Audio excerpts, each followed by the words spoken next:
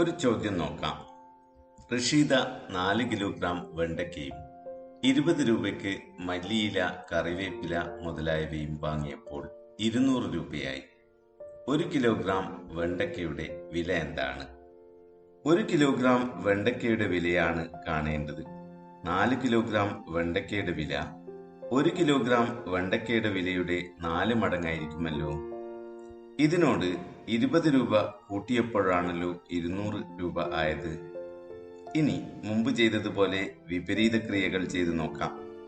4 kilogram വെണ്ടയ്ക്കയുടെ വിലയോട് 20 രൂപ കൂട്ടിയപ്പോഴാണ് 200 രൂപ ആയത്. അതിനാൽ 4 കിലോഗ്രാം വെണ്ടയ്ക്കയുടെ വില 200 കുറക്കണം 20 അഥവാ 180 രൂപ ആയിരിക്കുമല്ലോ. 4 കിലോഗ്രാം വെണ്ടയ്ക്കയുടെ വിലയാണ് 180 രൂപ. അതിനാൽ 1 കിലോഗ്രാം വെണ്ടയ്ക്കയുടെ വില 180 ഹരിക്കണം 4 അഥവാ 45 രൂപ ആയിരിക്കുമല്ലോ. ഇനി ഇത് ബീജഗണിതം ഉപയോഗിച്ച് എങ്ങനെ ചെയ്യാം എന്ന് നോക്കാം. 1 കിലോഗ്രാം വെണ്ടയ്ക്കയുടെ വിലയാണല്ലോ കാണേണ്ടത്. അത് x രൂപ ആണെന്ന് കരുതാം. അപ്പോൾ 4 കിലോഗ്രാം വെണ്ടയ്ക്കയുടെ വില 4x രൂപ ആയിരിക്കുമല്ലോ. 20 രൂപക്ക് മല്ലിയിലയും കറിവേപ്പിലയും വാങ്ങി. ഇത് രണ്ടും ചേർന്നാൽ അഥവാ കൂട്ടിയാലാണല്ലോ 200 രൂപ ആകുന്നത്. ഇപ്പോൾ 4x + 20 = 200 എന്ന സമവാക്യം ലഭിച്ചല്ലോ. 4xനോട് 20 കൂട്ടിയാൽ 200 ആകുമെങ്കിൽ 4x എന്നത് 200 കുറക്കണം 20 അഥവാ 180 ആയിരിക്കുമല്ലോ. 4x എന്നാൽ 4 ഗുണിക്കണം x ആണല്ലോ. അതായത് xനെ 4 കൊണ്ട് ഗുണിച്ചാൽ 180 കിട്ടും. എങ്കിൽ x കിട്ടാൻ 180നെ 4 കൊണ്ട് ഹരിച്ചാൽ മതിയാകുമല്ലോ. അതായത് x = 180 ഹരിക്കണം 4 അഥവാ 45. അതായത് 1 കിലോഗ്രാം വെണ്ടയ്ക്കയുടെ വില 45 രൂപയാണെന്ന് കാണാം. മറ്റൊരു ചോദ്യം. 10 മീറ്റർ നീളമുള്ള കമ്പി വളച്ച് ഒരു ചതുരമുണ്ടാക്കണം. വീതിയേക്കാൾ 1 മീറ്റർ കൂടുതൽ നീളം വേണം. നീളവും വീതിയും എത്രയാകണം?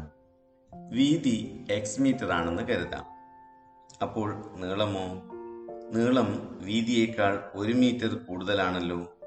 അതിനാൽ നീളം x+1 മീറ്റർ ആയിരിക്കുമല്ലോ. 10 മീറ്റർ നീളമുള്ള കമ്പി വളച്ചാണ് ചതുരമുണ്ടാക്കേണ്ടത്. അതിനാൽ ചതുരത്തിന്റെ ചുറ്റളവ് 10 മീറ്റർ ആയിരിക്കുമല്ലോ. ചുറ്റളവ് നീളത്തിന്റെയും വീതിയുടെയും തുകയുടെ 2 മടങ്ങാണല്ലോ. അതിനാൽ 2 ഗുണിക്കണം നീളം + വീതി = 10 ആണെന്ന് കാണാമല്ലോ. നീളത്തിന്റെയും വീതിയുടെയും തുകയുടെ 2 മടങ്ങ് 10 ആയതിനാൽ നീളത്തിന്റെയും വീതിയുടെയും തുക 5 ആയിരിക്കുമല്ലോ. നീളം x+1 വീതി x ആണല്ലോ. അപ്പോൾ ഇതിനെ x+1 + x = 5 എന്ന് എഴുതാമല്ലോ.